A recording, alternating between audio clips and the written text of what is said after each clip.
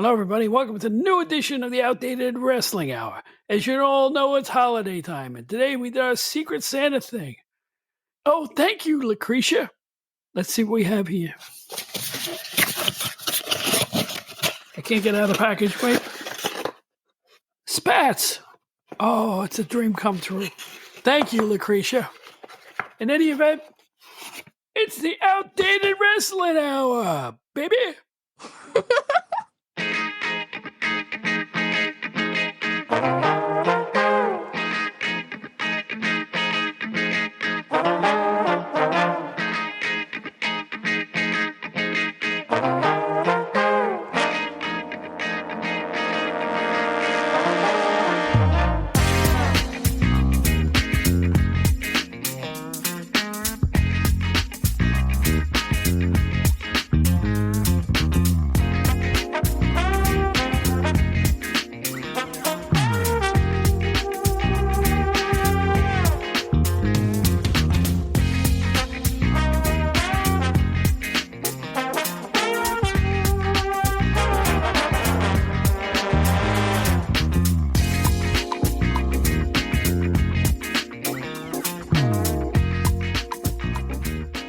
Everybody, welcome back to the Outdated Wrestling Hour. We are so glad you are back with us today. We have one of our favorite guests on, Steve Gennarelli from the Stick to Wrestling podcast, and we're going to look at 20 people that we consider underrated wrestling stars. They're all stars, but we think they don't get the credit they deserve, so we're going to give them a tip of the cap and a pat on the back. We hope you'll stick around and listen to this whole thing. In the meantime, here's our usual commercial announcement. Then we're back with the great Steve Gennarelli. You know him from the Stick to Wrestling podcast with John McAdam on the Arcadian Vanguard network. So for now, hang tight, get yourself your cold beverage, your tasty snack, and we'll be right back with underrated stars from yesterday and even today.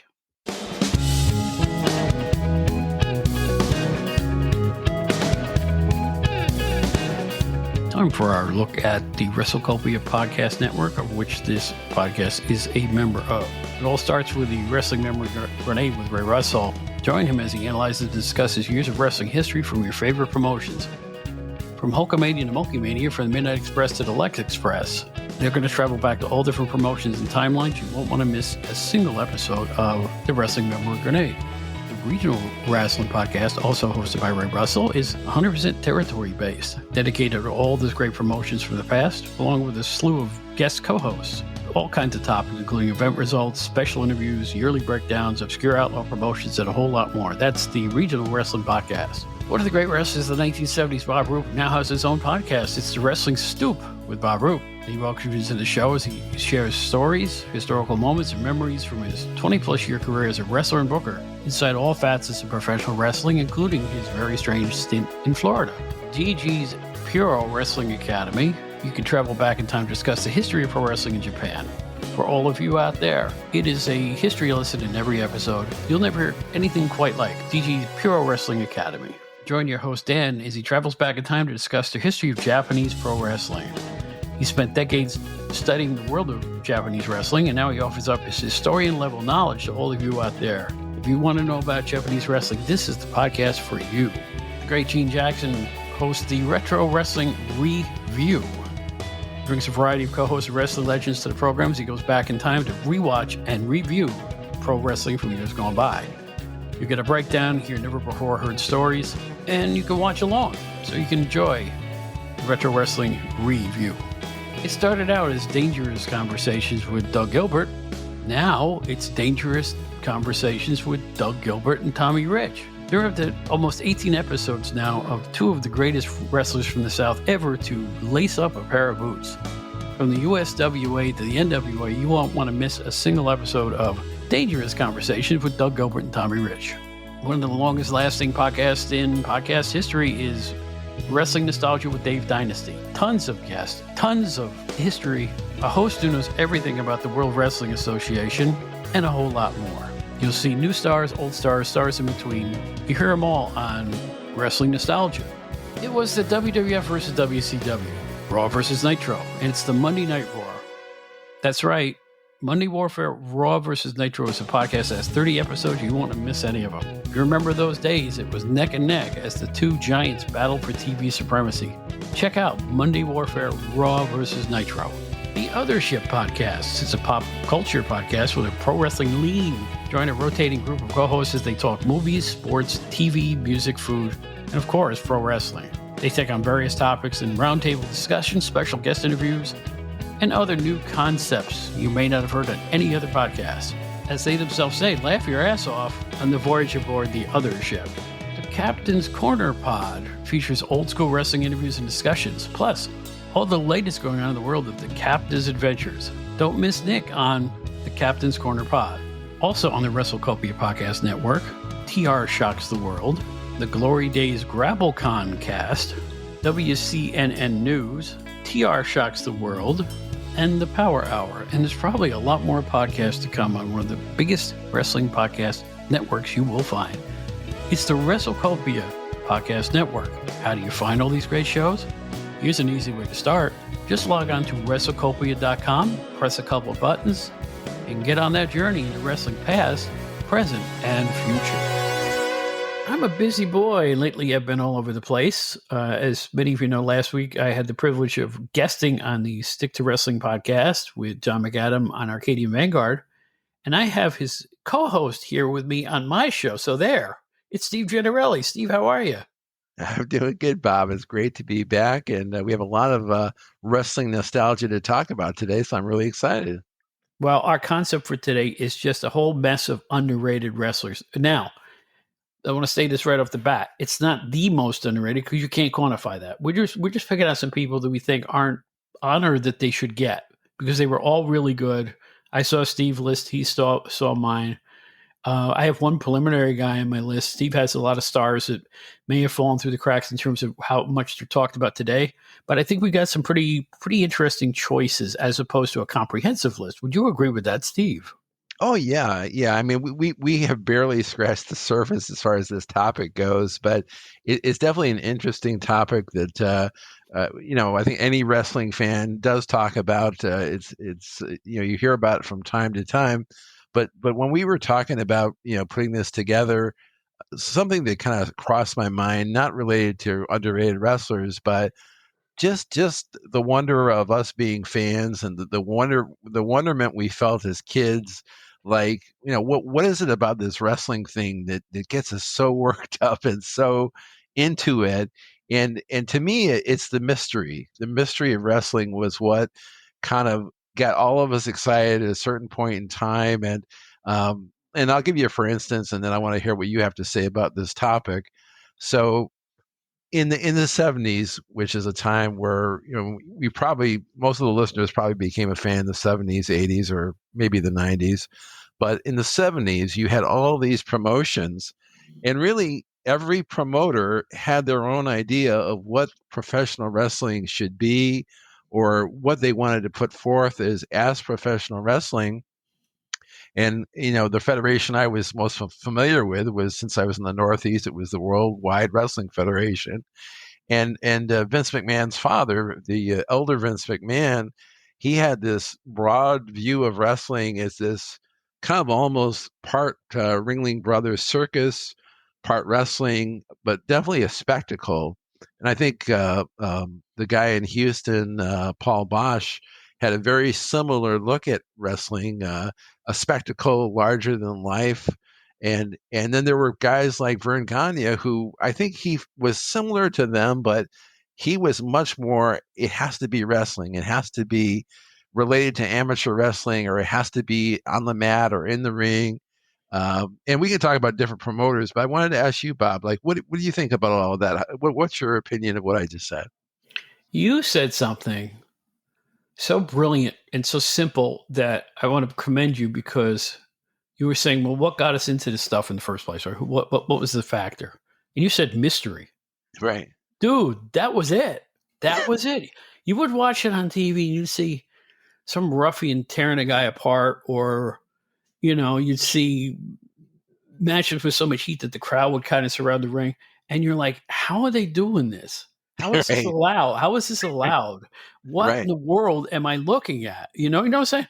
It's the mystery of it. That was a great way to put it, because it's like, these guys were, even on TV matches, you see a guy get cut open and bleed. I'm like, how are they allowing this? First of all, how are they allowing it? Because it seems barbaric, right? You would, even in a boxing match, they would, stop to check out the boxer's cut. Wrestling never did that. It was just, they kept going and going and going. These guys were getting carried out on stretchers on occasion, and you'd go, man, what is going on? What's causing all this, as Ric Flair would say. So, yeah, I think you really nailed a good point there. We were all trying to figure out, what's this all about? What are we watching? Really, seriously. How is it that, Fred Blassie has the Wolf Man on a chain and he's walking into the ring? How is this? Why, what? You get confused, but it was the confusion that was alluring. It was the doubt that was exciting. Every so often you'd swear that what you're looking at is real. You get lost in a match and you go, man, look at these two guys go at it.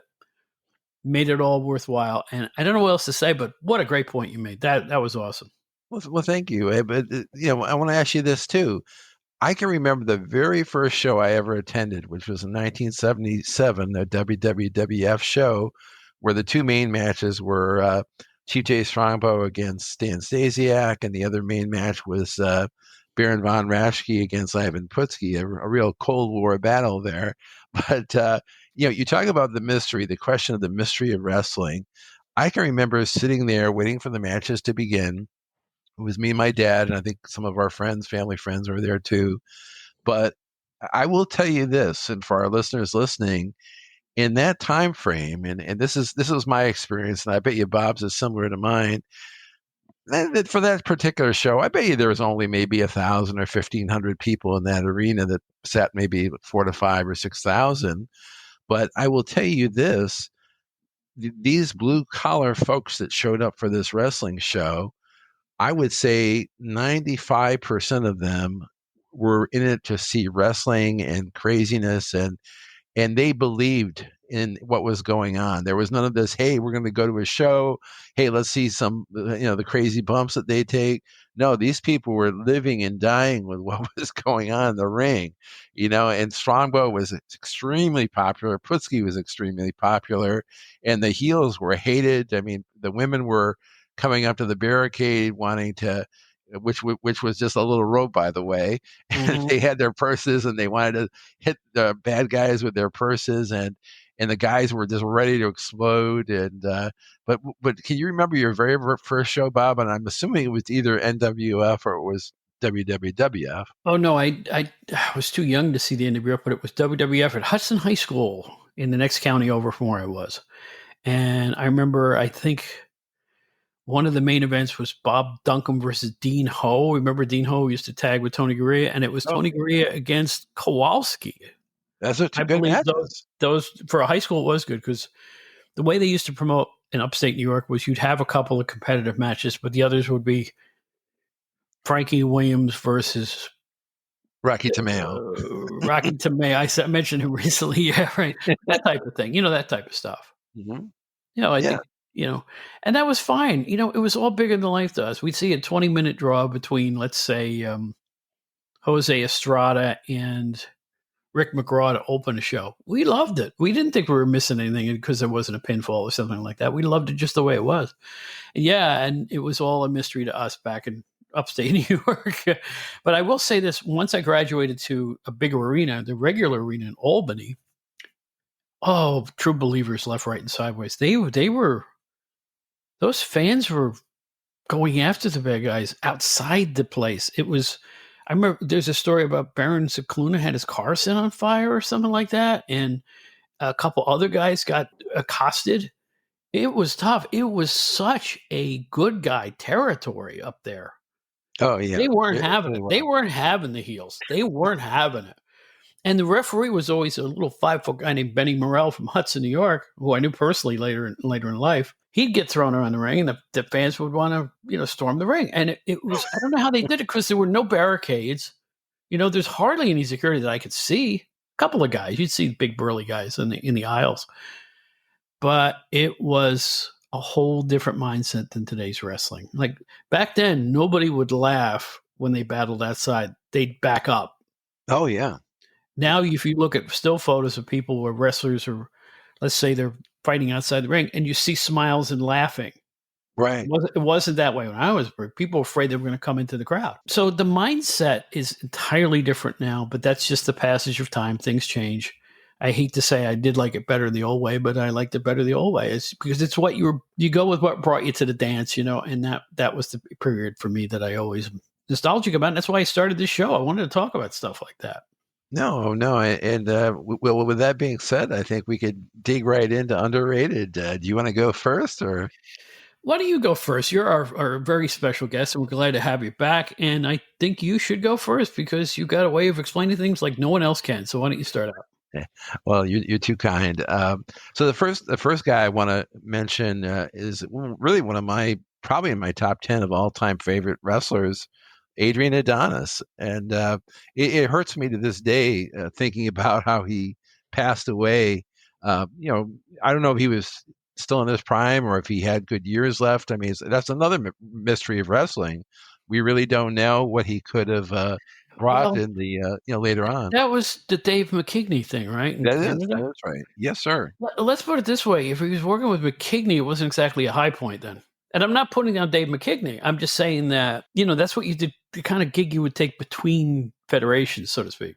Well, no, that's a good point. But I will say this: maybe a few weeks prior to that trip with McKigney, the Bear Man, Adonis had wrestled with Murdoch again as a tag team in Japan, and he had lost a lot of weight. Actually, Bobby Davis, the legendary Bobby Davis of Buddy Rogers fame, had helped him lose the weight in California. Bobby Davis was his trainer, and he wanted to make a wrestling comeback.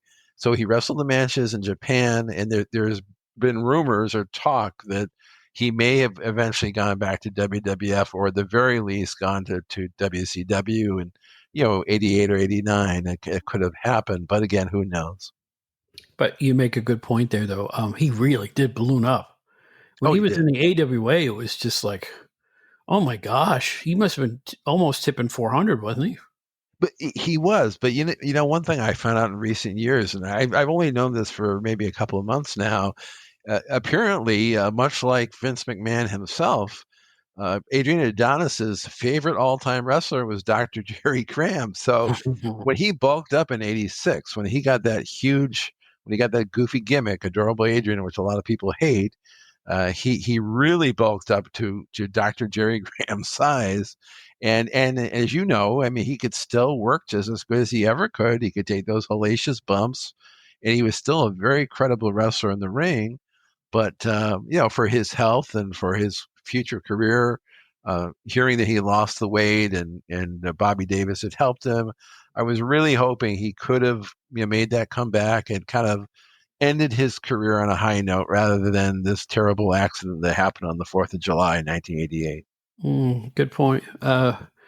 I think if he is underrated, Adrian, I think it's because of that late period, the Adorable period, the flower shop and all that. Yeah. And then the AWA thing. And I think that's probably the last fans really saw much of him. But if you go back to his prime, when he teamed with people like Murdoch, even in the WWF, those guys could go. They were rough. Oh, yeah. And you know what? When they were tag team champions in the WWF, they seemed out of place because they were the same. They were the same old Adonis and Murdoch, right? They were. They were very kind of just hardcore bad guy wrestlers. They didn't have any really flash or sizzle like all the other WWF acts did. But it was 1984 and things were just kind of falling into place. But we have to also pay homage to his tag team with Jesse Ventura, where Adrian did all the heavy lifting in the ring, but Jesse did some of the talking, which was good. Mm-hmm. No, they were great, and they blended together so well, though. It just seems so perfect. But again, that Murdoch Adonis team, meat and potatoes at a time when here come the ice cream bars. They seemed out of place, but it was refreshing to me. I remember watching them in person at the Mid-Hudson Civic Center going, this is the stuff. This is who I paid to see. This is the kind of action I like.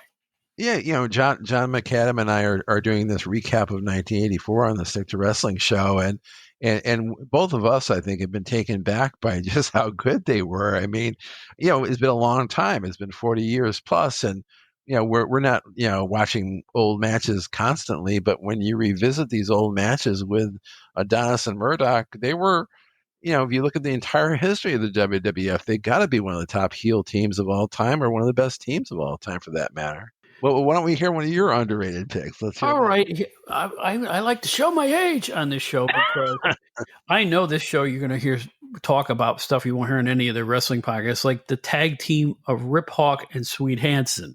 Wow. Legendary team. Let us go back to the 60s and 70s. They tore it up in the Mid-Atlantic for a long time, for like almost a decade and a half. A Rip Hawk, if you never saw him, was meat and potatoes rule breaker. Probably, I will tell you this, and I think if you ask Ric Flair, he'd agree. He teamed with Flair around 73, 74, Rip right. Hawk and Ric Flair. Mm-hmm. And I think that Rick took a lot of his cues from Rip Hawk. Absolutely. On how to deliver a promo, because they were so similar. It was almost like a father-son team. They both had bleached blonde hair and blonde and rough and cunning and knew all the holes, yet they'd still stop a mud hole in you. Those type of guys. So I think that he really was a precursor on the Ric Flair character. Whether Rick admits it or not, I don't know. But he was a meat and potatoes rule breaker, enough science in the style to be really good in the ring. And Sweet Hansen was just plain big.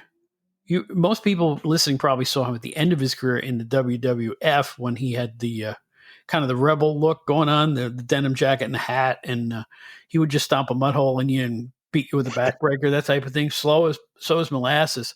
But I'll never forget a match he had with DiNucci where they stood there punching each other for about 5 minutes. Bang, bang, bang. Even McMahon was going, we haven't seen anything like this in All-Star Wrestling in years. It was like they were just beating each other. It was fantastic. So, but in the time, even on and off, Sweet Hansen would dye his hair blonde, and they were a great tag team. Hansen was a former boxer, and like he was raw bone, like your friend McAdam would like to say. He was nothing but meat and bone. And everybody hated these two guys. They were on and off together for an amazing 16 years, according to Rip Hawk. 16 years as a tag team, yeah. And they won the Florida version of the NWA World title, the Mid-Atlantic title 4 times. The Australian, he worked for Barnett over there in Australia. They won that tag team title, and they won the NWA Southern Tag Team Championship. I think they get short shrift when the great teams of all time are talked about, and I think Hawk and Hansen are so old school, they'd be kind of refreshing today. No, it's a great point. And I think that they may have kind of borrowed that blonde bombers gimmick from Stevens and Patterson on the West Coast. And Rip Hawk really looked like a kind of a Ray Stevens type with the blonde hair. And I did catch some of his work in the IWA when the IWA was a Carolinas thing around 76 or so. And he was getting ready to finish up. I think he may have wrestled until around 1980-ish. But Sweet Hansen, I was telling John McAdam on our recent episode, there was a match from MSG, I think it was November of 84, where he's wrestling Bob Orton Jr. And like you said, he's just this humongous big guy, very slow moving. But to me, it was one hell of a compelling match because, Orton, you have a technical wrestler, you have this kind of like an aging Incredible Hulk, and Sweet Hansen is a very slow moving but powerhouse, and it made for a compelling match. I mean, you weren't seeing all this great maneuvers or high flying maneuvers, but it was one of those matches where you really are in your head. You're saying, "Well, how can this one beat that one?" And it kept you guessing, and it was really enjoyable. And I could see why you would put them on your list because they were so big for a long period of time, but you don't hear them mentioned anymore like the way that they used to be mentioned. So it's really kind of sad in that regard. Now, in certain instances, I like to tell the listeners where they can go to watch them. Well, it's going to be hard. There's not a lot of tape, but I will say there's a lot of Rip Hawk tape on the IWA wrestling that's all over YouTube and all over various wrestling channels and streaming outlets. So you can find Rip Hawk, and you'll see it when you hear him interview. He used to call himself the Profile for reasons nobody can understand, because he wasn't particularly handsome at all or chiseled either, but he called himself Rip the Profile Hawk, and you can see him all over the IWA tapes with Ron Martinez and Jack Reynolds. Oh yeah, yeah. It's definitely worth looking out for if you want to see what one of the main heels of the '70s or late '60s looked like. Mm-hmm.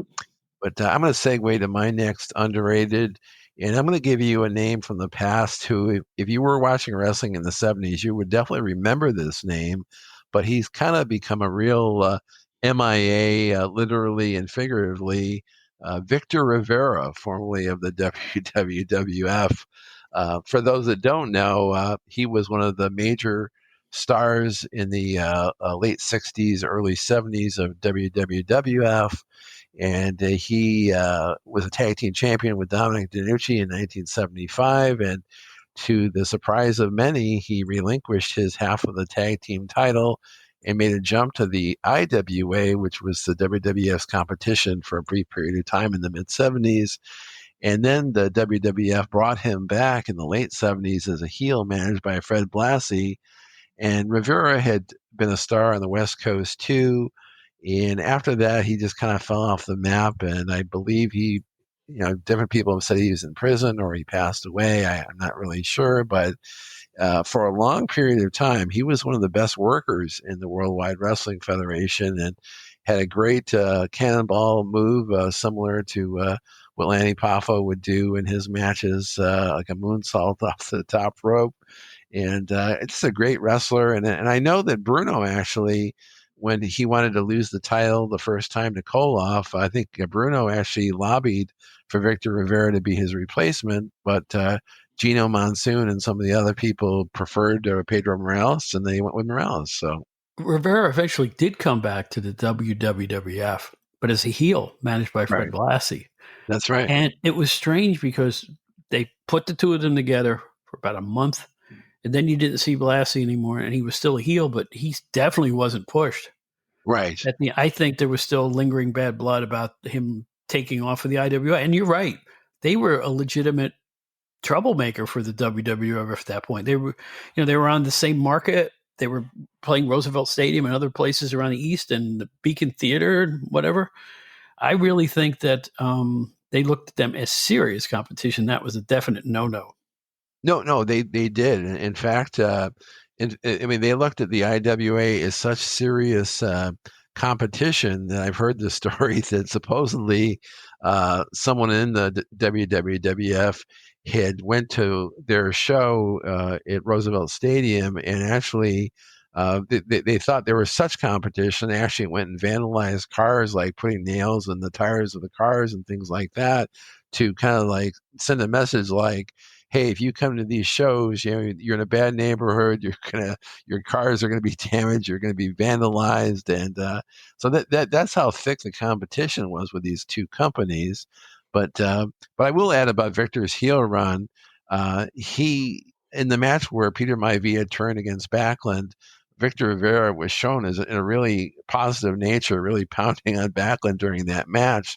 And there was one Victor Rivera against Backlund match at the Philly Spectrum, which was a one and done where Backlund won the match, but he never got to wrestle Backlund at the Garden, which was kind of interesting. And like you say, Bob, he was never really given that long-term push with Blassie by his side. Blassie was removed fairly quickly and wrestled a little bit more, and then he went away, and that was it. But in earlier years, you're right, he was huge in California. Mm-hmm. Really big in California, same place Blassie wrestled, and he was big in Japan. He would travel frequently to Japan. I've seen videotape of him in tag team matches and singles matches over there.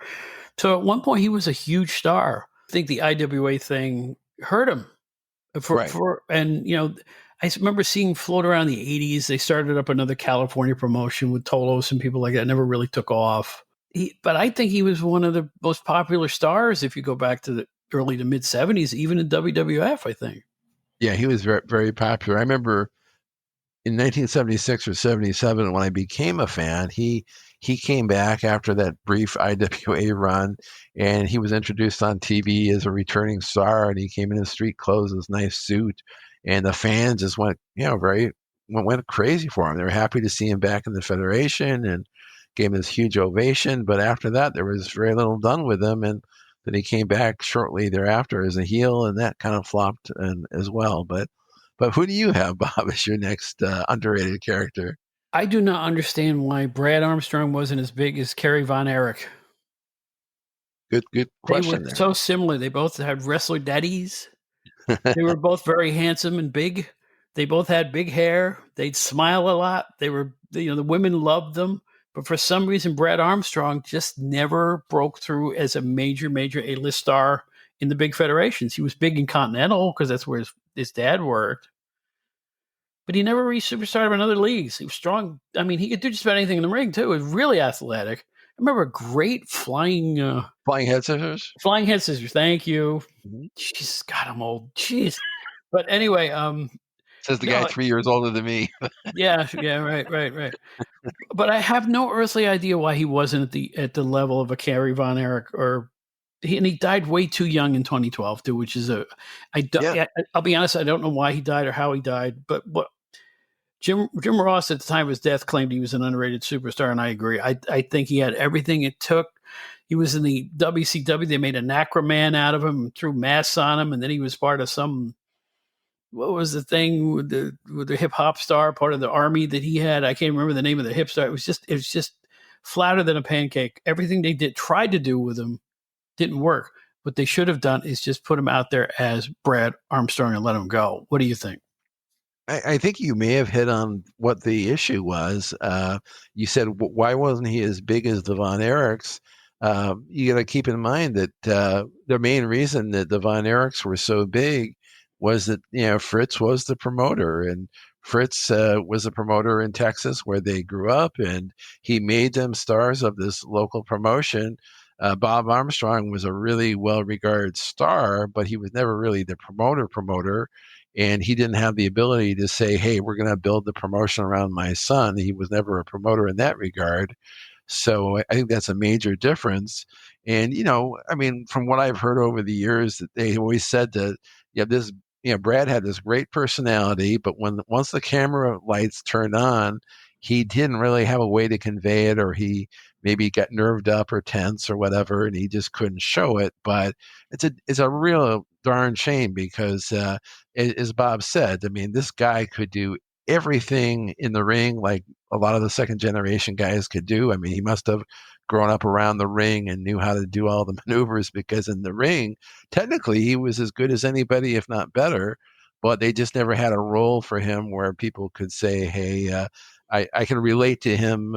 They just couldn't buy into him. And they did try to put different gimmicks on him, like Bob said, but they just never seemed to find the right thing to give for him. But, I'm not alone in this. If you go back and look through his history, he was the Rookie of the Year, the Wrestling Observer in 81. He shared it with Brad Regnitz. In 82, he was the PWI Rookie of the Year. So people were noticing him.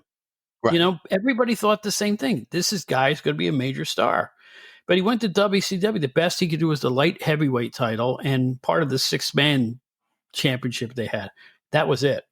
He had a lot of titles in Continental, Mid-South, and Georgia Championship Wrestling earlier on. But for some reason, when they brought guys over into the WCW fold, they just didn't push him the right way that I believe he should have been. I don't know what to say other than I'll never understand the story of Brad Armstrong. I don't get it. I mean, I would say, sadly, with WCW or JCP, with Dusty as the booker until like early 88, I think it was, or mid 88, Dusty was only going to push his cronies. And Brad Armstrong, unfortunately, fell into that group of other people that we want to push. He wasn't really one of Dusty's boys. And, he did get a push. He teamed up with Tim Horner a lot, and they tried to push them as his kind of undercard, get young guys with potential, but it just never went anywhere. And people just, after him doing so many jobs and so many disappointing finishes, they didn't look at him as the next big thing anymore. They just looked at him as kind of a middle of the pack or even lower middle of the pack type guy, sadly. All right, how about hit me with one of yours? I noticed that you had a lady wrestler on your list, so I kind of copied you. And I was trying to think of a lady wrestler who definitely is underappreciated. And the one that came to mind right off the top of my head was Natty Neidhart, Jim the Anvil Neidhart's daughter. She's been in WWE now for, gosh, I would imagine 15 years or longer as an active performer. And I know in some of that time, she's been kind of a mentor and a coach to a lot of the new girls that are coming in, and she's been like a trainer to them and helping them improve. But she's one of those women that just is, as far as her looks, she just looks better with every day. She looks like she's even though she's been around wrestling for a long time, she looks like she's 25 years old. Just a beautiful woman, very attractive, and I think she's a lot more marketable than they give her credit for. I think they should maybe give her like a long vacation and bring her back and try to give her a big push of some sort and put her into the mix again. But right now, she's just kind of like, well, she's has matches and she's helping the young guys, young ladies improve, and they really don't do anything of note with her. She's just part of the roster, and she's kind of doing a lot of the behind the scenes work to help them, I believe. It's an interesting case. She's obviously going to be in the Hall of Fame. For the last 5-6 years, she's kind of just like there, Right. the occasional feud with somebody, but that fizzles out and then she goes away and then she comes back and then she goes away. I believe she's still there. She is. Yeah. So I think in terms of her credibility, she's got it. I don't think she's underrated in terms of what people think she can do in the ring or what she's accomplished. I think that maybe the fact that she's kind of in and out, like In-N-Out Burger right now, it's like get in, get out, get out, get out. I don't quite understand why she's being used the way she is if she's on the roster. And I'm not putting her down in any way. I think she's one of the all-time greats too, just like you said. But it's very strange what's going on now. I don't get it. Like I said, she'll probably be on Raw tomorrow night for all we know. But Well, who can say? Yeah. I mean, right now, I listen to Jim Cornette shows with Brian Last all the time, and those shows really keep you up to date with the current wrestling scene. Uh, she may be like they may put her in NXT for a little bit and kind of do a thing down there, because that's what they're doing. They're kind of mixing all three brands together or all three programs together. But I just wanted to acknowledge her as somebody who I think is a lot better than the average fan gives credit for. I agree with that. Mm-hmm. All right. This one will be short because all I'm going to say is go back to the very first episode of this podcast early last year, and you'll hear why. I'm just going to give this one short trip. Baron Mikel Cicluna, doggone it, he's not a jobber. And if you want to hear why, go back to episode 1, because I'm not going to repeat myself on the show. I will say this. Just listen to this. WWF Tag Team Champion twice. NWA World Champion in Australia when Barnett's Federation was red hot. 3-time IWA Tag Team Champion with Cyclo Negro. NWA Tag Team Champion 3 times with Gene Du Bois, which was the San Francisco version. He's a WWF Hall of Famer for his longevity. Yes, he spent the last 3 or 4 years just getting the snot beat out of him. But you know what? He was a good company man. I thought he was entertaining the whole time. And I saw him almost cause a riot in Albany in 1975. He could bring the heat when he was younger. People didn't like his style. He just punches and kicks. You know who else just punched and kicked? Angelo Mosca, Brute Bernard, go down the list. There's a lot of guys who just punched and kicked. All I can say is if there was ever an underrated guy, when you look at the length of his career, not just the end of it, it was Baron Mikel Cicluna. Well, I'll give you one funny little anecdote about him. This used to be on YouTube, but I think whoever put it up took it down a long, long time ago. But I think it was maybe Bruno Sammartino's 70th birthday. There had been a video put on YouTube of this surprise birthday party that they threw for Bruno. And I think it was in like a local Pittsburgh TV studio. I don't know what affiliate it was, but everybody was there at this party in Pittsburgh, and it was like the mayor of Pittsburgh and Johnny DeFazio, a former wrestler who was now a councilman, and all these dignitaries, all these really well-regarded Pittsburgh people are there, and I didn't see anybody from the wrestling business there at all, but all these local people wanted to, basically give Bruno the key to the city and say, hey, you're the greatest. But one of the last people that came up to him was Baron Cicluna and his wife. And it was really funny because these guys were so sworn to kayfabe. And again, this is Bruno at age 70, and I'm sure Cicluna was about his age too. And they just, their eyes met and they didn't even shake hands. I think they were so committed to kayfabe, they didn't want anybody to think, oh my God, Bruno and the Baron are friends after all. I think they wanted to protect kayfabe to that level. It was just kind of funny. And they were friends too. They were definitely friends in real life. I mean, They were. And I'll tell you this too: when Barron died, the New York Times of all people did a lengthy story on him. Right. So he made an impression on a lot of fans of that certain era, particularly the 70s. He worked in the 60s as Mike Valentino. You know, it was just, he had a really long career. I don't know what to say other than just don't call him a jobber. Say if you don't like his style, fine. He wasn't a jobber. He was at the end, but a lot of guys were at the end, right? He was one of those core guys, like you mentioned, in Bruno's core group of friends and workers. Along with DiNucci and people like Tony Parisi and Johnny Rods, all the guys that were there for a long period of time. And Billy Graham, on one of Billy Graham's shoot interviews, put him over, and he felt that he was a dear friend, and everybody loved this guy. I mean, he was a very quiet guy that just stayed in the corner, smoked his pipe, and did his matches and went home. And he was a beloved wrestler. And like you said, in his early days to right about the mid 70s, he was a hated heel, and then he became a kind of an enhancement guy or jobber to the stars as he finished his run. And I'll tell you what, he could deliver a good match. Go on YouTube and find the match pitting a visiting Pat Patterson versus Cicluna. Good match. Right. Good 15-minute match. He could go when they told him to go. I think they kept him around a little too long. I think they let him go in 83. And I don't know if he retired or they let him go, but he was gone. And you know what? There's a match on YouTube or maybe even on the Peacock Network. His last match in the Garden was against Don Kernodle. Right. I remember that. They went to break and Monsoon was doing the commentary and he goes, I can't believe Cicluna lost to this young guy. He goes, that may be it for the Big Baron, or words to that effect. And I think that they knew that he was leaving at that point. Mm-hmm. So again, like when Ed Kranepool left the Mets, nobody said a word. You figured there'd be some kind of big goodbye. Nope, he just disappeared. The same way Gurria disappeared, DiNucci disappeared, Rene Goulet disappeared. All of the guys, even the Moroccos and the Valentines and people were all being kind of phased out. And I think the Baron was the first of all of that crew to kind of, I don't know if he's forced to leave or chose to leave, but he was gone. And by 84, the whole thing had a new sheen, new faces, and a lot of the old school guys were gone or even doing jobs. I still can't believe Pedro Morales did jobs. I can't believe it.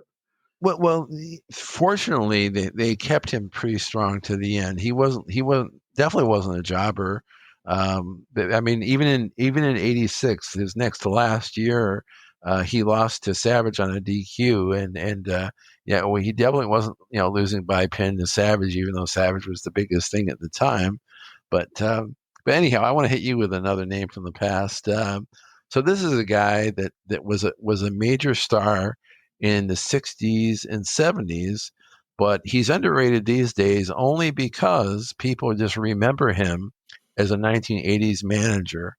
So the guy I'm talking about is Paul Jones, who is a huge star in Florida, in the Carolinas specifically. And people remember him as that terrible manager that he was in Jim Crockett Promotions in the mid-80s. Paul Jones, he was over, and he must have been over because he was on the covers of a lot of the London magazines. He was. More than you would think he would have been. Because he wasn't oversized. I wouldn't say he was short, but he wasn't tall. He's kind of like an average sized guy. Yes. So I think he played the scientific, good guy, smooth, never break the rules, get offended when somebody fouled him kind of guy perfectly. And he was perfect for that time, I think. Yeah, he was a very popular wrestler. I remember I think it was 79, he turned heel on Steamboat in the Carolinas, and he became a major heel there for a number of years.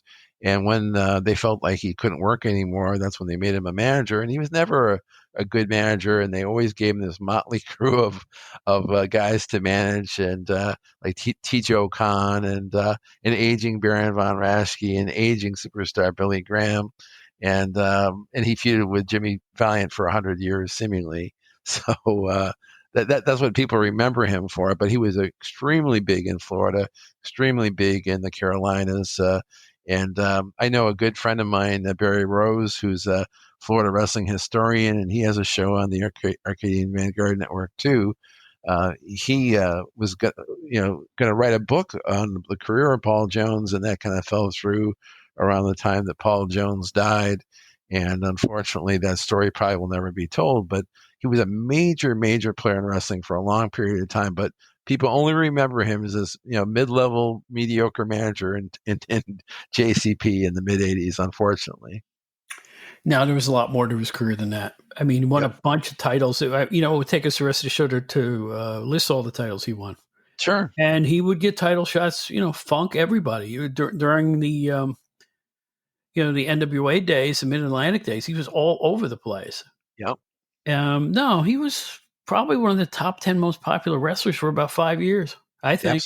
Absolutely. I give it about a 5-year window in the late 70s, early 80s type of thing. Oh, sure. Long before the expansion, though. Right, that's true. No, you're right. It's a good choice. The more I think about it, the more I like it. Thank you. I didn't like it at first, but when I thought about it, I went, he's got a good point. Okay. Because he sold tickets. He main evented. He did. He did. Hey, peace. At the end of the show, I say peace and love, brothers. Peace and love, brothers and sisters. How about the Love Brothers? Oh, yeah. This is my next choice as an underrated tag team. Hippies, Hartford and Reginald Love.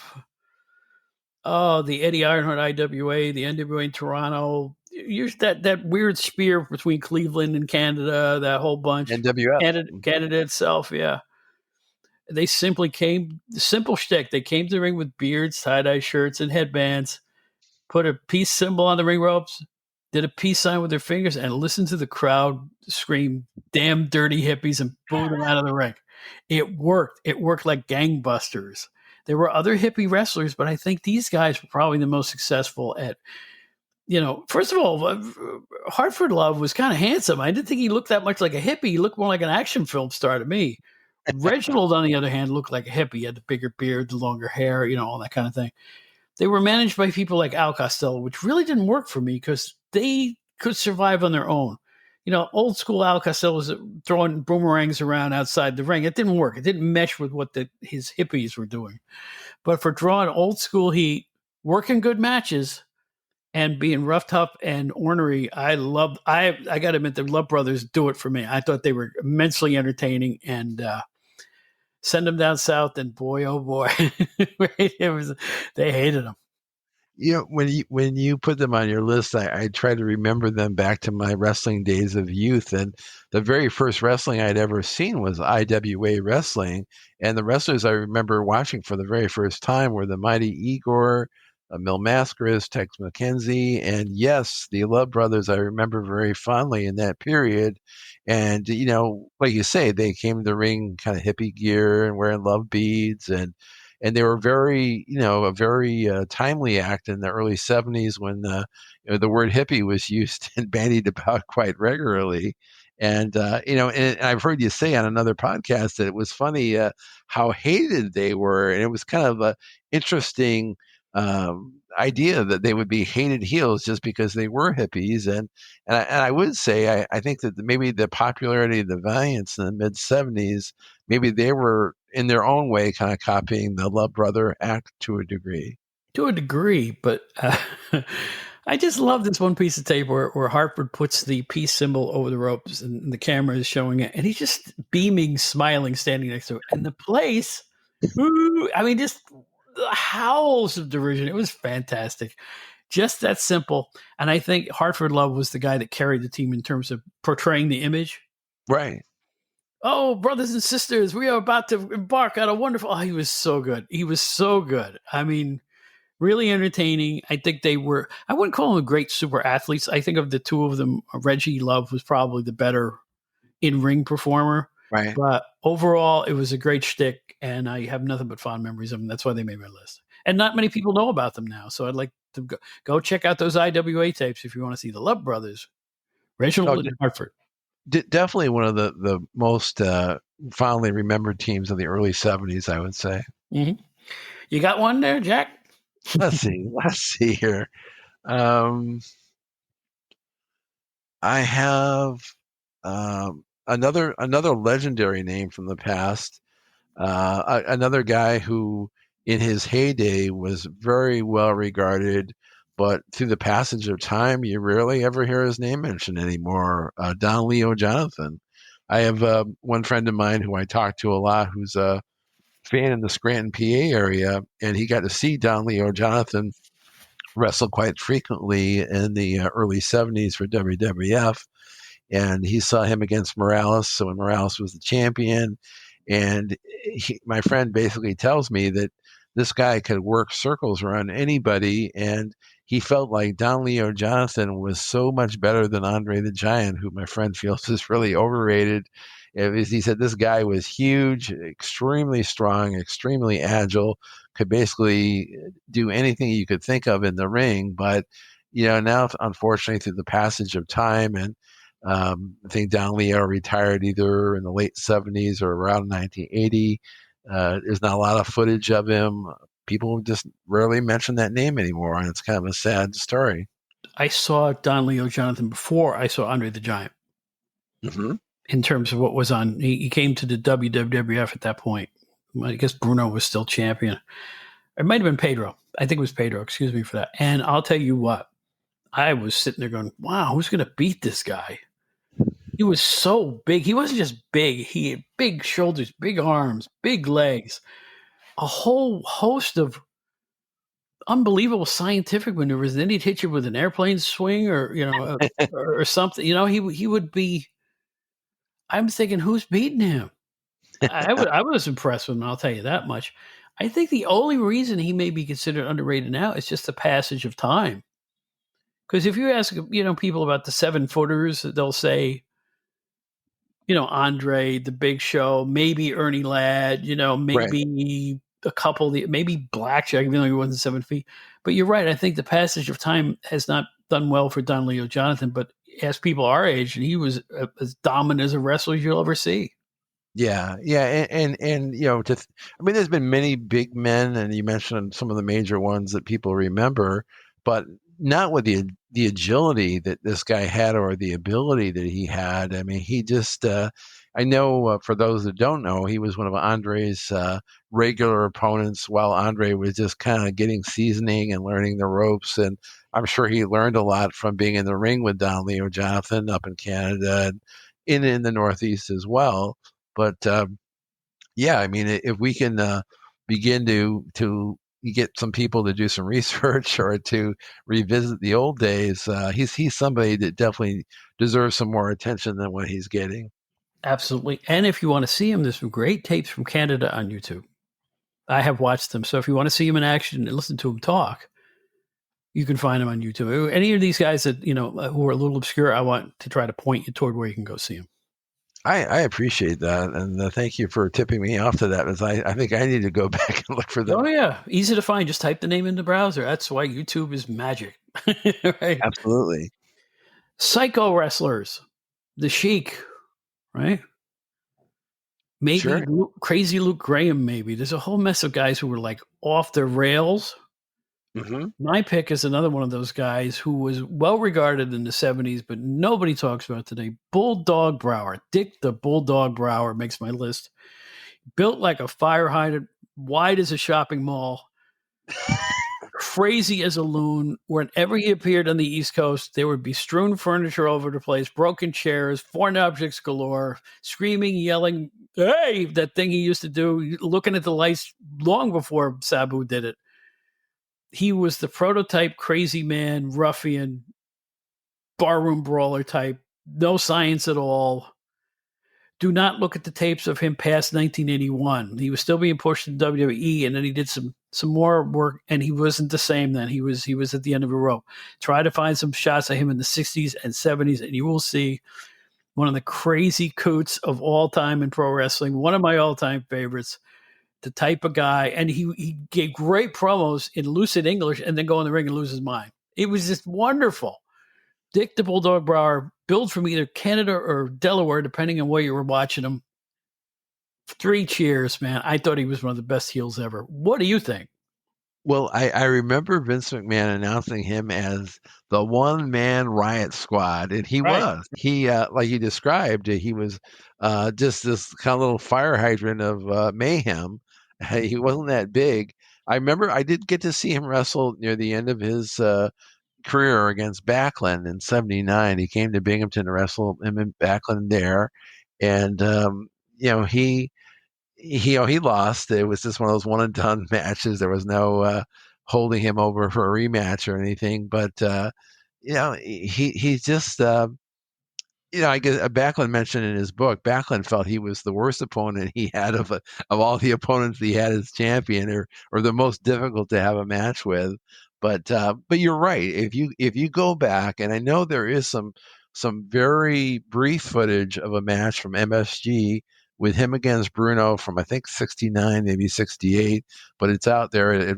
It kind of came up on an old TNT show where they showed a snippet of this footage, and you can tell like he's nonstop. He's like, yeah, whatever happens, whatever Bruno does to him, he just keeps coming back for more. He's just like unstoppable, but he's just all about mayhem, all about hurting his opponent. And there's no wrestling, there's no maneuvers. It's just him brawling and acting like kind of like another version of a George Steele type.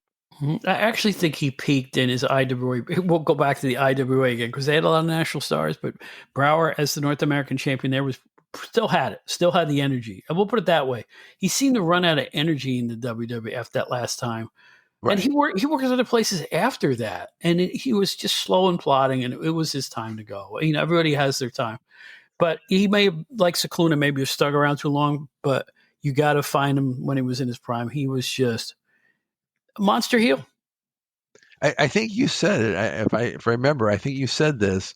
You went to see one of those Joel Goodhart shows, and it was the Sheik against Abdullah, and of all people, Bulldog Brower appeared, and he was like the Sheik's second in this match, and it was almost like a 3-way match after a while with those three, but yeah, he fit right in because maybe not as legendary as the Sheik or Abdullah, but another legendary madman of wrestling, and he had to be there, I guess. But I will say this: if you go back to the '60s into about '73, '74, he was still main eventing all over the globe, Canada. Right. He'd go to Japan, everywhere. Big in Australia too. In Australia, yeah. Great tape of him in Australia, by the way. Okay. Here's another thing to look for on YouTube. Brower in Australia, especially a promo he did backstage where he's losing his gourd after he got hit in the neck. You have to watch this. You have to see it. He loses his mind. So, yeah, check out Bulldog Brower in his prime if you have the opportunity. I think he was influential on a lot of the crazy men that followed. No, very good point there. So I'm going to give you a name that's more obscure than some of the names I've mentioned earlier. But this guy, apparently in the mid 70s, I never saw him, but I learned a lot about him in recent years. Bobby Shane. Bobby Shane was a big NWA star in the mid 70s, and he got into a horrific accident and I think it was a plane crash. I think got killed, and ended his career on the spot. But up until that time, he had been a really popular heel, doing a gimmick similar to an Adrian Adonis type gimmick. Is he effeminate? Is he what? Is he? But he really knew how to get the fans going, and it was a great worker in the ring, and had the psychology down like nobody's business. And there's been talk in recent years that had he lived, he could have not only been a great star into the 80s, but he would have been one of the great wrestling minds, a potential booker. So what are your thoughts on Bobby Shane? Bobby Shane, was he a king for a while? Yes, King Bobby Shane in Atlanta, I believe. Yeah, they threw a crown on him for a little bit. Yes, that's right. You know what? I agree wholeheartedly. He was one of those guys who you knew the scene, knew the business.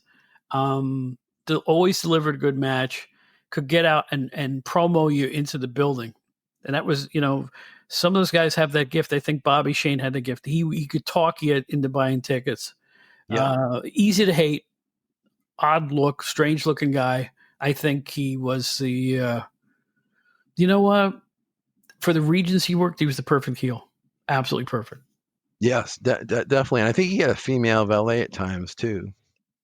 Not sure about that personally. I never saw it, but I'm not saying it's wrong. I just never saw it. But no, and he was, you know what? He was in the magazines a lot. You remember that? Yeah, definitely for the back issues.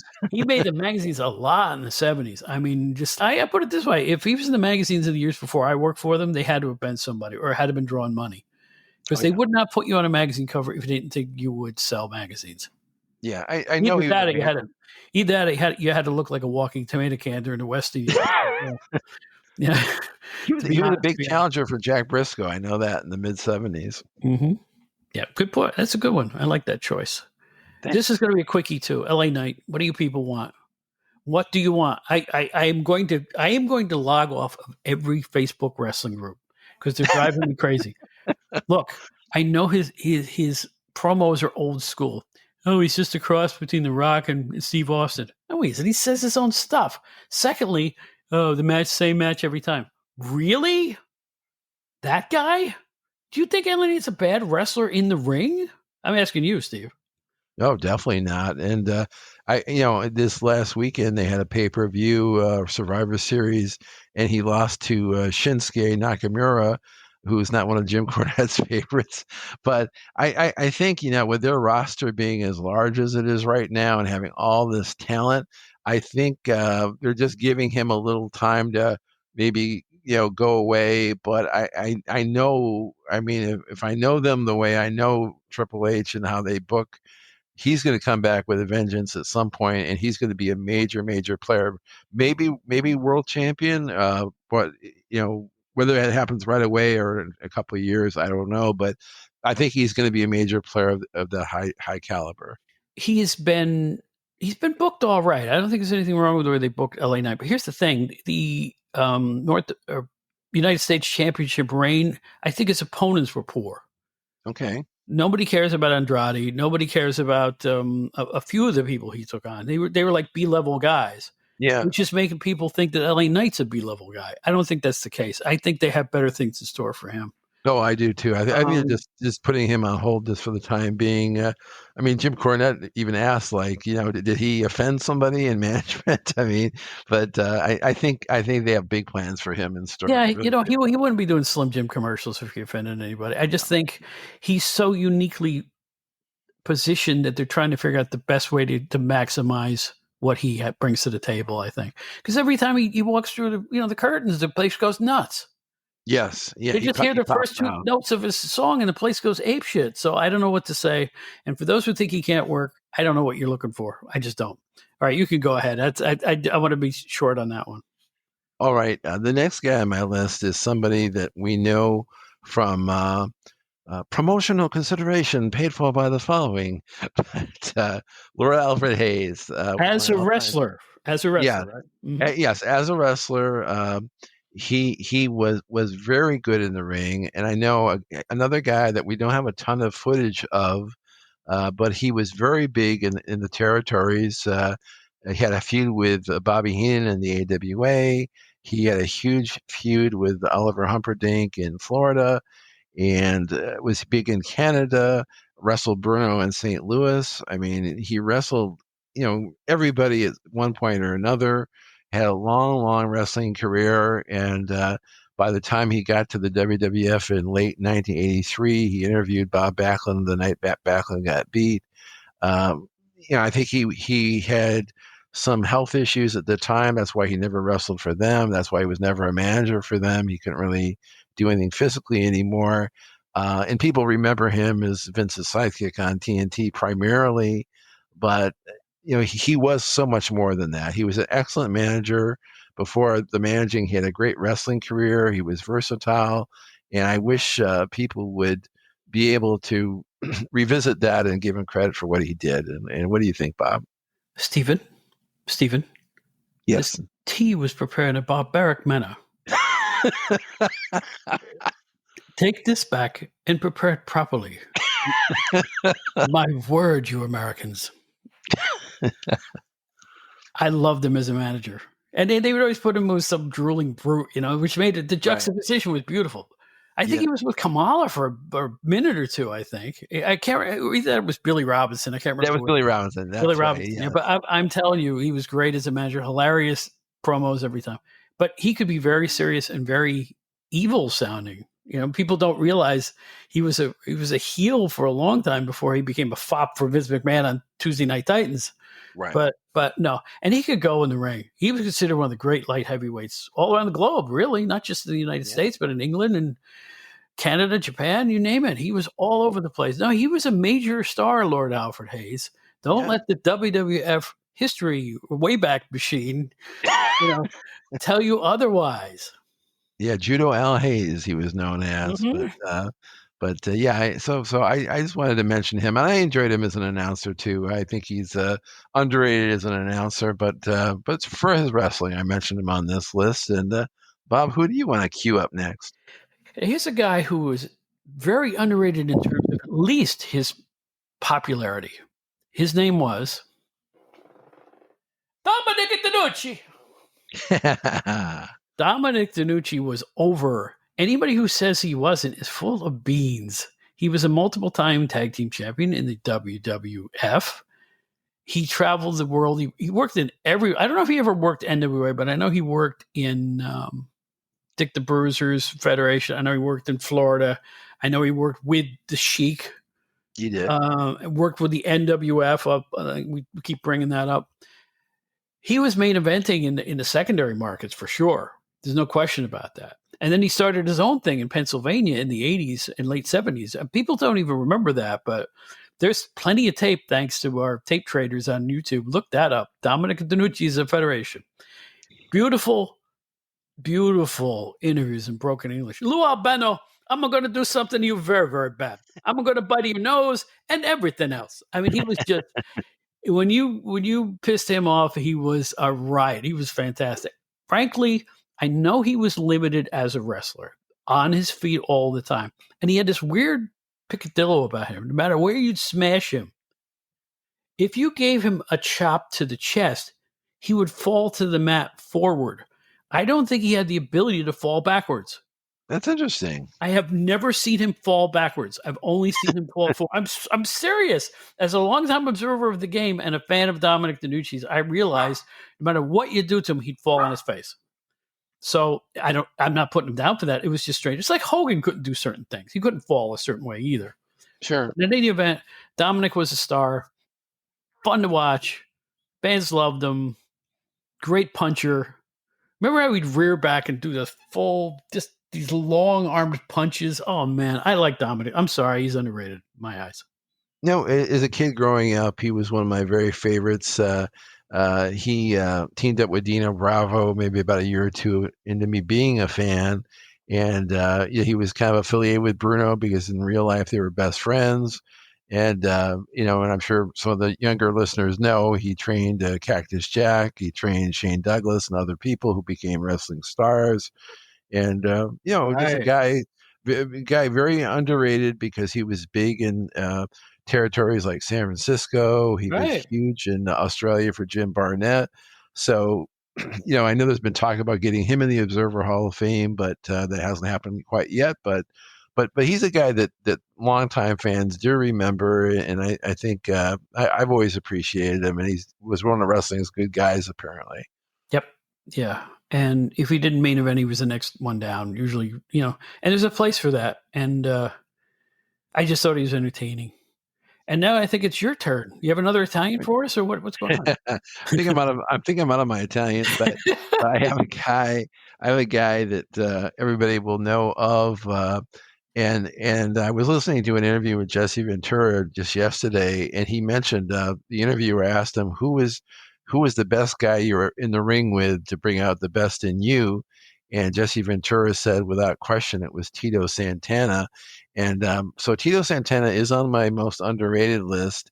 And to me, right now, John McAdam and I are going back and we're revisiting all these 80s performers on our podcast.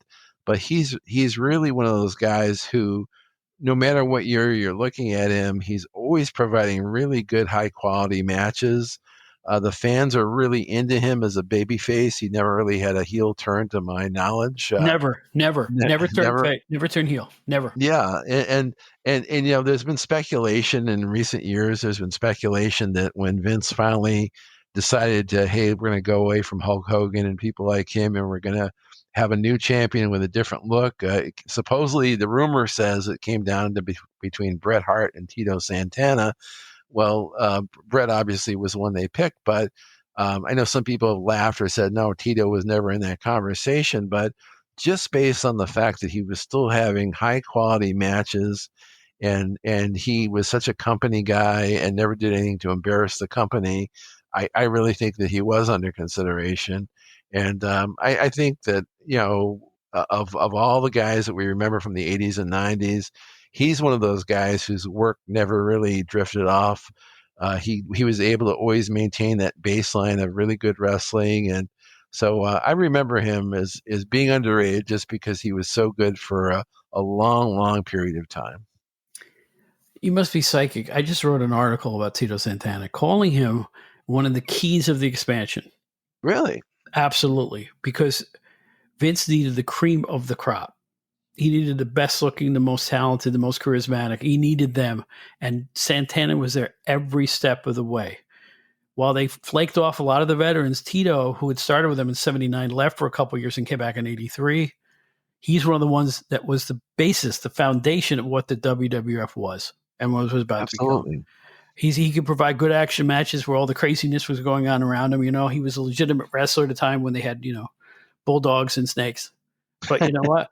He was around for all of it. He was around for 10 straight years between, I think, 82 and 92. 10 straight years. That's a long time. And was pretty much, middle top card guy the entire time. A couple of Intercontinental Championship reigns. And he was very important to the WWE as much as anybody you could name in that period. He wouldn't have been there if he wasn't. And I think that proof is in the pudding. He was one of the new stars of a new era and in the national expansion. And that he was there. That's it. That's all you need to know. I can't top that, Bob. That's an excellent recap. Yeah. I looked up his record and I was like, holy smokes. No, 10 years in a federation is a long time. I mean, consecutively, that's a long time considering injuries and how hard it is and the travel and everything else. I mean, come on. Right. So, no, I give him his props. I really do. And you know what? You're right. I should have ranked him a little higher on the 100 in the 80s. I should have. It's okay. Hey, but he still ended up nice and high, so it was fine. Sure. Okay. Now let's go from Tito to a prelim guy I have 1,000% respect for, Gene Ligon. Hard worker, erudite guy. He even did some TV commentary for a while. I don't know how many people know that. He was known primarily as a prelim guy in the NWA, but he could go. He was a member of the Thunderfoot tag, the Thunderfoots. Why weren't they plural? Why weren't they the Thunder Feet? They were the Thunderfoots. I've never understood that. The masked tag team. That wasn't exactly Bitcoin either, but you know what? They traveled around. He had a very, very long career. You didn't watch him work and go, oh, he sucks. He could put on a competitive match. And again, you have to look at the time frames. The Johnny Rodses, the Gene Ligons, how hippie Mike Boyette. Yes. Those guys from that era who were counted on to put the other guys over. You needed it. Frankly, I think you need guys like that now, too. I think there should be more squash matches now. The problem with modern wrestling is they bring a new guy in and you face him up against another competitive wrestler right away. Why not show what he can do for 2 or 3 weeks, get the fans used to his style, and then put him in against somebody good? I'm not saying a whole card full of squash matches like they used to do on TV, but 1 or 2 in a 2-hour show, I got no problem with it, particularly if they're like 3 or 4 minutes. Put the guy over, then put him up against somebody good. It's a time-tested formula. I get off my soapbox. In any event, Gene Ligon was a fine professional wrestler. Ask any other NWA star, and they'll tell you the same thing.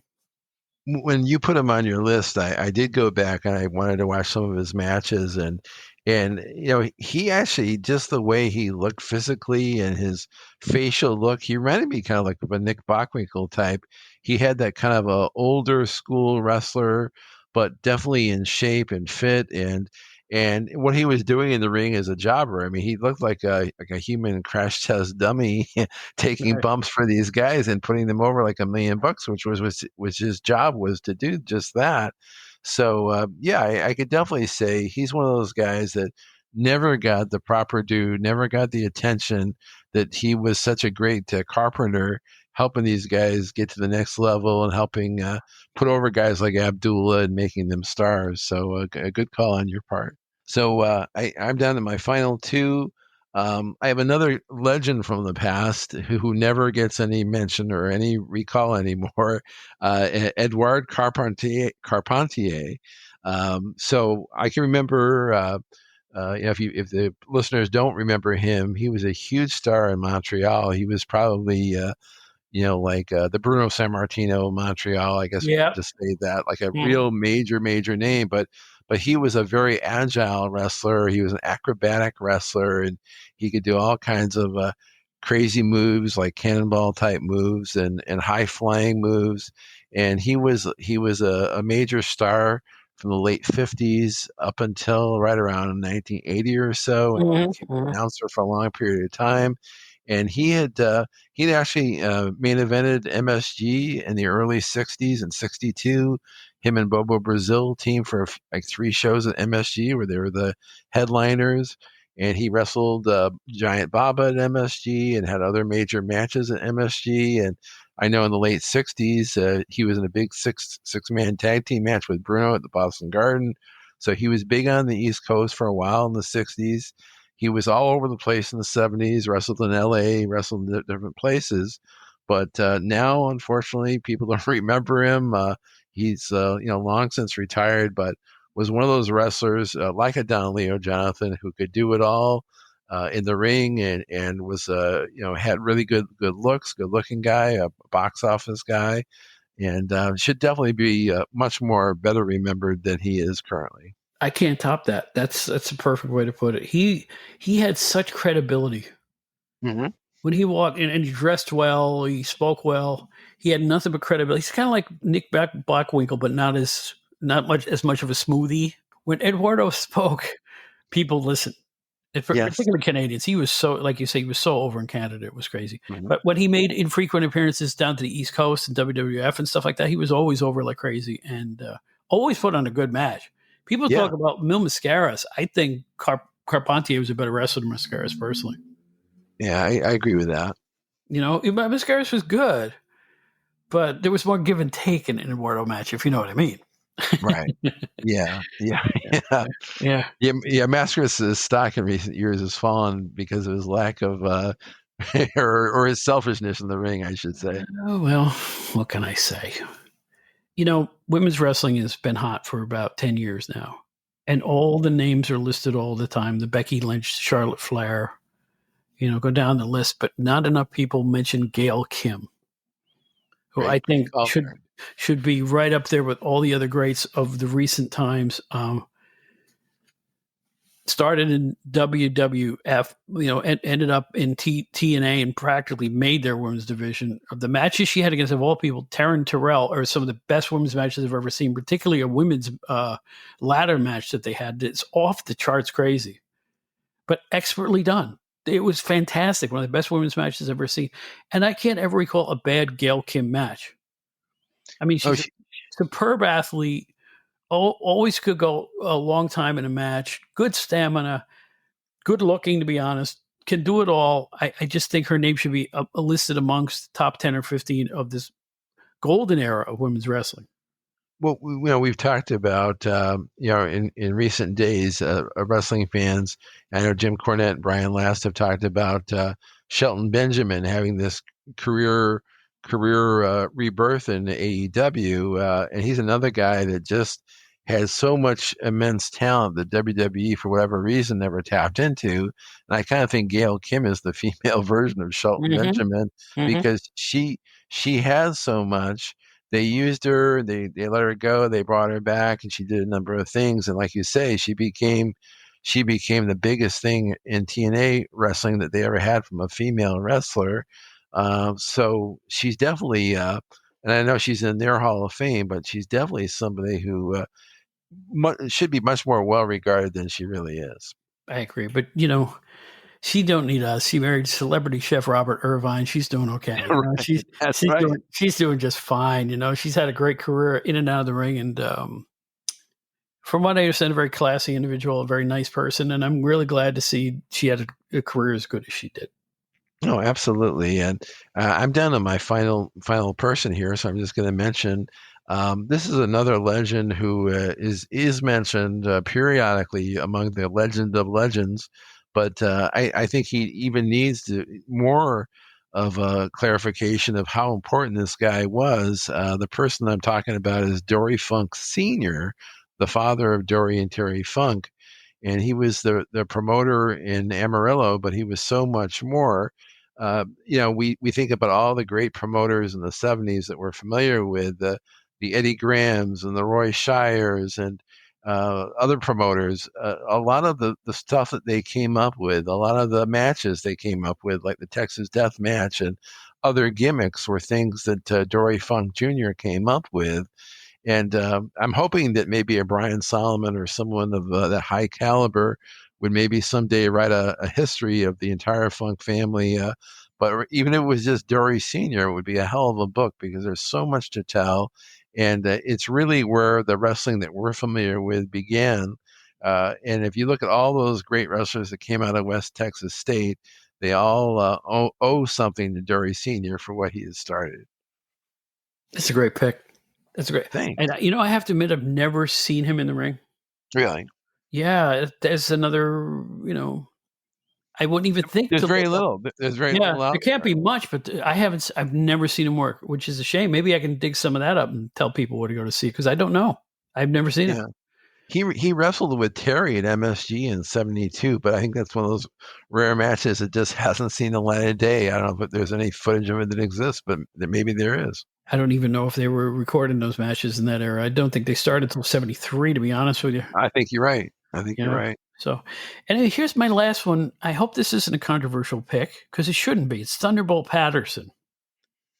The reason he's underrated to me is some people have put him down for years for being sort of a troublemaker, for calling out racism and calling for wrestlers union and stuff like that. That's not what I'm talking about here. I'm talking about T-Bolt, the star in the ring. Now how can a guy who just got elected to the WWE Hall of Fame be underrated? Well, nobody's talking about his wrestling. That's why. Mm-hmm. Now, he may have been the Curt Flood of wrestling. Good analogy, right? Yeah, it's a good analogy. In terms of trying to unionize and stuff like that. But I'm just talking about him in the ring. He was so popular. He had little stints when he was a heel, but as a face is when he was popular.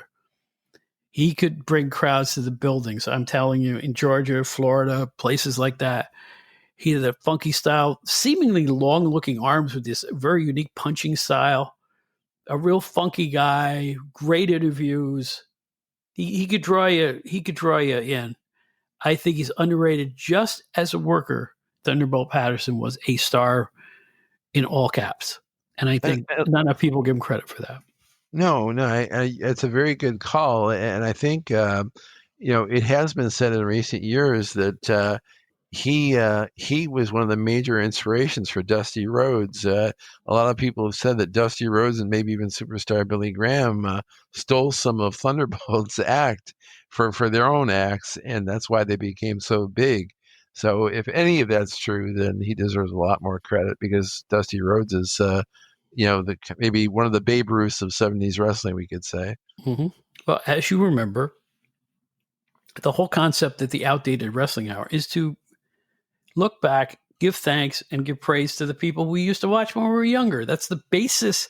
That's the foundation of this show. We've done shows about other things, of course, but that's what this show is primarily about.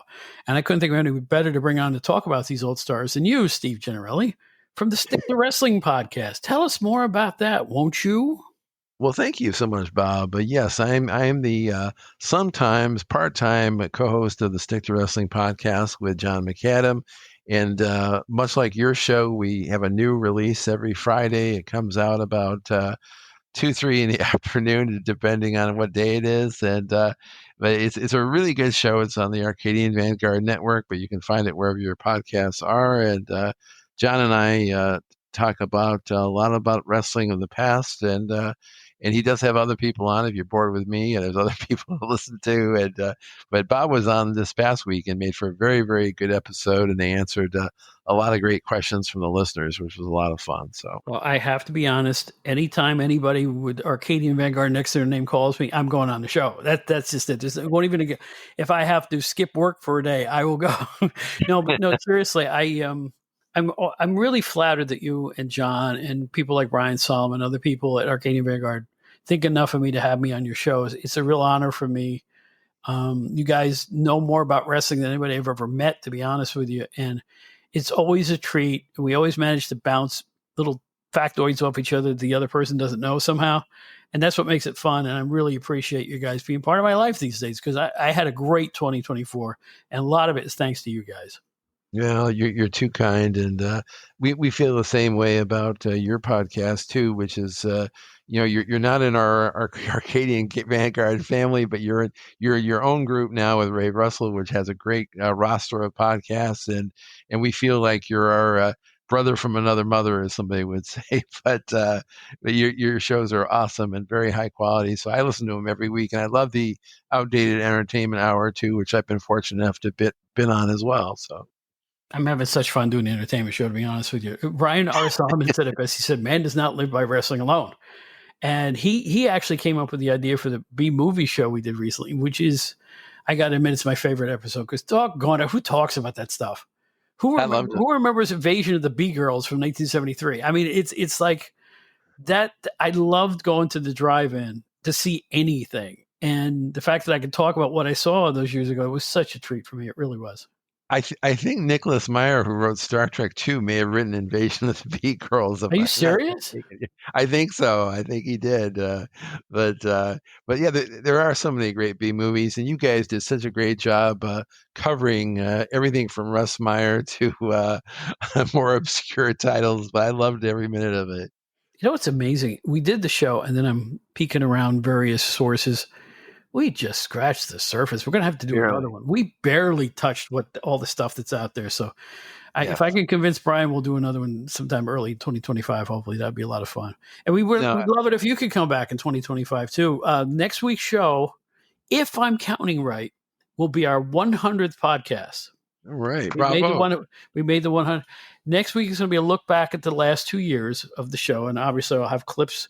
We'll have jokes. We'll have some of the music. Maybe we'll, I'll have pie if you can get here. But anyway, no, it'll be a gratitude show. We'll take Christmas week off and come back the first week in January. I just want people to know that. But Steve, another good show, man. I really appreciate you taking the time out to speak with us. Continued success to you and everybody at Arcadian Vanguard. And listen, man, the best yet to come. I'm convinced. No, thank you, Bob. Great show. I really enjoyed it. I look forward to meeting with you again, and hopefully we can do another one, hit another one out of the park. Or at least a double, Off the wall. Off the wall. He's got to be off the wall. None of these like over the third base bag, eking into left field into foul territory doubles. We need to hit one almost out, just under the red line. One of those, right? I'll take it. Steve Gennarelli, everybody.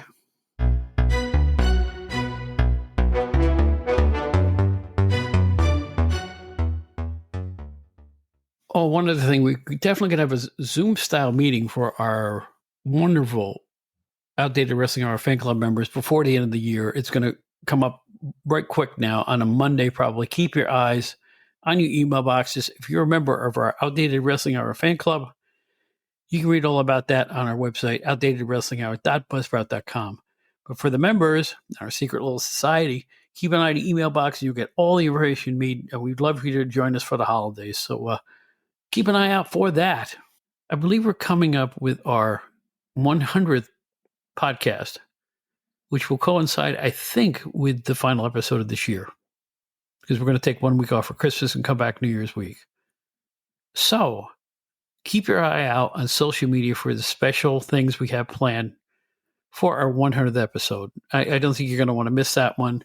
It's a thank you to all of you for everything you've done throughout the first 2 years of the Outdated Wrestling Hour.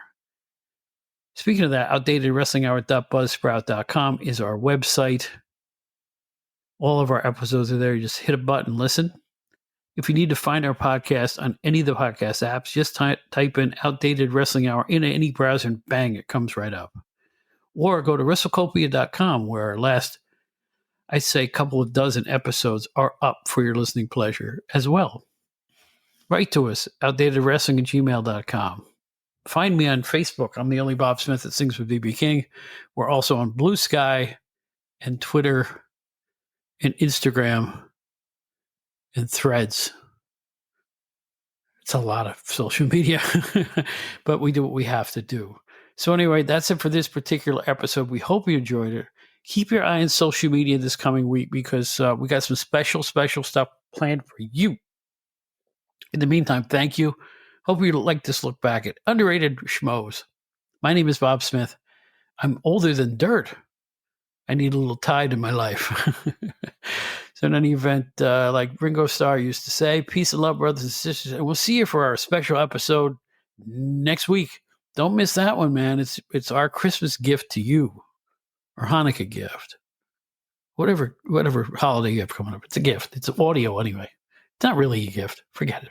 It's fine. See you next week. Oh, peace and love, everybody.